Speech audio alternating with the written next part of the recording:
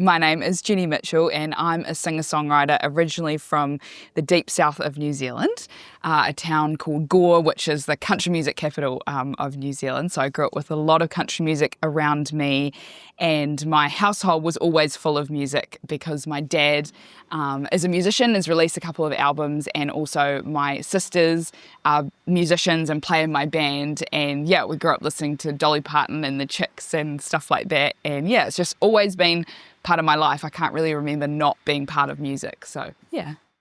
My dad played guitar always from when I was born to me, I think. And I started playing guitar when I was 10. I tried piano and violin before that and didn't seem to get what I was looking for out of that. So when I picked up the guitar, that was when I felt like, oh yeah, this is for me, and this looks like the people that I look up to, and I look like, this now. So yeah, I think 10 is when I properly started sort of playing, yeah. At the moment, I have listened to a lot of Sierra Farrell in the last year. I feel like she's probably my biggest influence at the moment.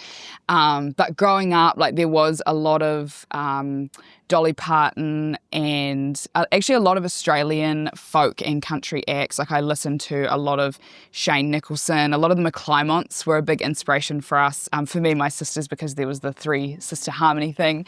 And Casey Chambers, of course. And later on down the track, Fanny Lumsden is a friend, but also a huge inspiration to me. A lot of those acts that sort of sit between the folk and the country, I think somewhere in the middle, that's my favourite kind of stuff. Yeah. I think there's a lot of similarities between folk and country. I always say that I sit somewhere in the middle. They have a lot of the same instrumentation, and storytelling is always in the middle. I think probably the country, there's a lot of pop country on radio and that kind of thing, and that feels sometimes quite far from folk. But if you're at country festivals where I'm listening to the bands, it probably sounds pretty folk. So I think, we're all family. It's all good. My first CD purchase was probably the Chicks. It would have been a Chicks record. I actually had a DVD that I can remember that was their Top of the World live world tour, and I used to watch that a lot. That's, for some reason, that's what I can remember. And then it was CDs from Tamworth. I used to have, my mum and dad used to go over there when I was really little and bring me back McClymonts and Casey Chambers and stuff like that. So that was kind of where my first collection came from, I guess. Yeah. Yeah, so this is my first ever Port Fairy, and I honestly, for 10 years probably, people have been saying, you've got to go to Port Fairy, you've got to go. And so to finally get the chance to play here was such a thrill. And I've actually just moved to Melbourne, so I only live 3 hours away, so it's kind of local-ish now.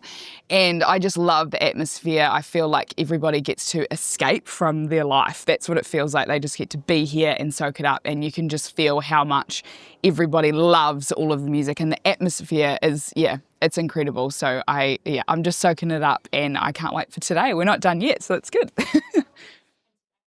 Yeah, I've been thinking about this a lot lately, actually. I'm feeling really... Oh, yes, you're okay. If I could talk to my little Jenny self, I would just say that things are going to happen at the time that they are meant to happen.